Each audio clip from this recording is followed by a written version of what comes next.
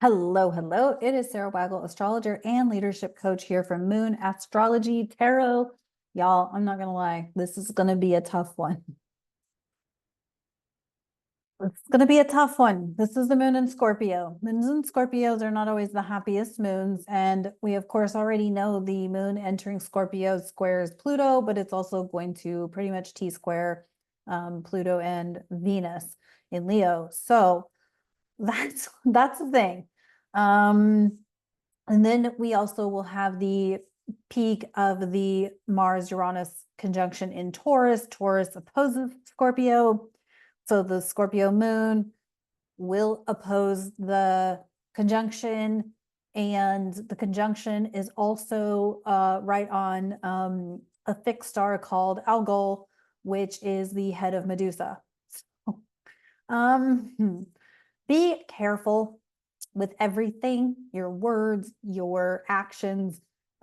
This could be accidents. This could be unsettling surprises. This could be good surprises. I'm not going to lie, it could be good surprises. Do I think it will affect people in their personal lives? Potentially, right? If you've got planets or points or placements in around 25, 26, 27 degrees of the fixed signs, so Taurus, Leo, Scorpio, Aquarius, this could be a thing for you. It could affect you somehow, some way, some could be a surprise, could be something. It also could pertain to money because it's Taurus is about money. It could be relationships because Taurus is Venus and Venus is part of the Venus will be moving away from its opposition to Pluto. But I do think it's going to be a tough couple of days. We could get some media surprises, with global events or whatever. So it may or may not affect us in our personal lives. It kind of depends on what you have in that part of your chart, if anything. But be aware that things could get disruptive, things could get a little cray-cray. And whatnot with this particular transit. So, and a moon in Scorpio to boot. If the moon were somewhere else, it may not be such a thing, but the moon's going to oppose it and the moon doesn't like being in Scorpio. So there's that. I think the thing is take it easy. Remember, it is still Cancer season and it also could get emotional and dicey. And honestly, if people are still overindulging in intoxicants and things like that, that could amplify otherwise, smooth over type situations. But since I know people, I know that these are still happening, things could get a little wild. And so, really be careful, be aware, be cautious. Don't, avoid interacting with the world. I'm not that astrologer. I don't recommend you avoid interacting with the world because use everything as a learning opportunity, right? I know this particular transit can have me being a fire mouth, right? And I could say the wrong thing to the wrong person at the wrong time, and create a situation that doesn't need to be. I'm really good at that. But that has a lot to do with me being a Scorpio, rising a Scorpio moon. So there's that. So you could be somebody who's just extra mouthy, or somebody who maybe you're typically a klutzy type person. This could amplify that. So not a good day to go China shopping. It's just a time to be extra cautious, extra on your guard. Be aware of the fact that, and maybe give your people, your relationships. We've been talking a lot about relationships. Give your people in relationships a heads up. Hey, I might be a little extra these next couple of days. And so they're kind of forewarned, and then maybe they can support you and saying like, hey, maybe you need to go take a break, go get some air, take a walk, burn off some steam. Maybe you need to go have a good cry, or go, punch a punching bag or something like that, or a speed bag, or however. So I do think it's going to be an intense couple of days. I think it is also manageable. It's something that, we humans need to learn how to deal with different transits, right? This is part of the work that I do, the work that I coach, the work that I support others on, is learning how to manage when there are tense times, because we can't always control who we need to be around during an intense transit. So my mom often asks me when she knows I'm about to go into something crazy, she'll be like, have you looked at the astrology? Does it look good? Does it look bad? Are you going to be mouthy? So, I mean, it's a thing, right? It's I think it's doable. I think you just kind of you gotta have some of that maturity going on. You gotta have some, okay, I'm gonna do my best, but be forewarned if, I say something, if I do something, I'm sorry in advance. Um, yeah, I do think this though may be more of a global felt like a political type transit. But I don't want to rule out that it could affect people's personal lives. But I do think we're going to hear some news about some bigger issues if you're even still paying attention to that. Um, if you haven't already, I don't usually recommend other folks, but I will recommend Robert Phoenix because he's pretty smart about these things. Um, so go check out Robert Phoenix. He's awesome. But I do think this could be also shifts in money and money situations. I know we've been hearing about going to a digital currency. I'm not a huge fan of it, but I know that that's an option.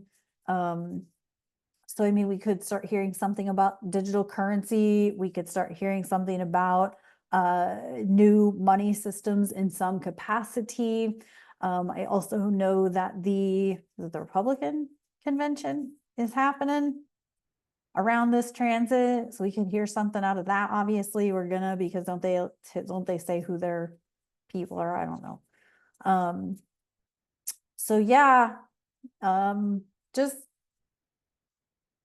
do your best. Know that this too shall pass. It's only a couple of days. But I do think this is going to be one of those that's going to have you dig really deep because it's Scorpio moon squaring Pluto. Pluto and Scorpio work, they're associated together. Pluto rules Scorpio modernly.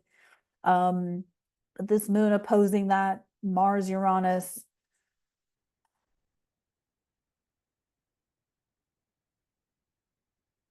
We're all going to be okay. I'm very nervous about it because I know what happens when Mars and Uranus get together. Oh, maybe I should also give this little positive thing. The last time Mars Uranus conjuncted, boy, maybe I've now rambled too much and you've already turned me off, but that's okay. But if you haven't, here you go. The last time Mars and Uranus conjuncted was July 31st, 2022. That was with the North Node in Taurus, and that was the day that I went sober. So technically, astrologically speaking, this is my soberversary, but my soberversary is not until July 31st. But yes, I'm 2 years sober from alcohol. So I'm pretty pleased with myself at that. I have been enjoying some mocktail teas that I have found, and to be honest with you, I like the mocktail teas more than I ever liked the cocktail drink. And so highly recommend Sobriety Journey. I really can't recommend it enough. I've also seen my brother do a complete 180 in the last almost 8 years that he has been sober from alcohol. I've seen other people just do complete 180s from sobriety from alcohol, and it takes time, but yeah. So I wasn't like a heavy drinker, but I did drink daily, and I really wanted to focus more on astrology and writing and all of the things. And so here I am. So anyway, celebrate that. Celebrate that. So yeah. Yeah. I think that conjunction might have been at either 19 or 20 degrees Taurus, and that would be right opposed my moon or my moon Uranus in Scorpio. So I was just like, yep, this is the time. This is the time. I'm gonna do it. I don't miss it whatsoever, to be honest with you. Not at all. So anyway, if that gives you something to look forward to, is celebrating something from July 31st, 2020, 2022. And yeah. So let's see what we got in the tarot. I certainly shuffled them long enough. Oh, the Magician upright, Geordie LaForge. Holy shit. I love this because this is kind of like every transit doesn't have to be bad, even though it sounds bad. Mars conjunct Uranus sounds really nasty, especially with Algol, especially with Moon and Scorpio. But it doesn't have to be, because you can still do magical shit with your life. You can still, do magical things. Maybe today is the day you're going to wave your magic wand and make the choice to start the workouts, to start changing your nutrition, to go sober, to, whatever it is for you. Maybe this is the moment you're like, okay, I'm going to do it. This conjunction happens every 2 years. So, you know, I love it because you can kind of use it as like like a barometer or a thermometer, like, taking the temperature of a situation. Like, okay, if I can do it when shit is this crazy, like, it's like the thing, like, I know a lot of people who are sober from alcohol that, they're like, oh, this one situation came up and man, if I was still drinking, I'd be freaking blitzed right now. And they love that they don't drink during that crazy whatever. And then like the next day or two, they're like, thank God I didn't drink. Like, I feel like I processed it differently or whatever. Like, this is the moment to be a magician in your own friggin' life. So I love this because, again, it just shines that happy little light on an otherwise very intense, a very intense, energetic stretch. And it's kind of just that reminder that, like, yeah, you can still do amazing shit, even when the energy is, you can react differently, you can respond differently, you can take time to not react, but to respond with a level head, or all that. So process those emotions. So let's see what's up with the self-care. I love that that card came out. Like, I have to be honest, I'm kind of dreading this particular Mars Uranus conjunction, but that's okay. Not everybody has to dread it. You shouldn't. Don't dread it. Don't dread it just because I dread it. Like, don't let me project onto you how you should feel anyway about it. It could be a good thing. It could be a good surprise. Maybe you're going to get some money. Is this thing happening in your second house or your eighth house? Maybe you're going to get some money.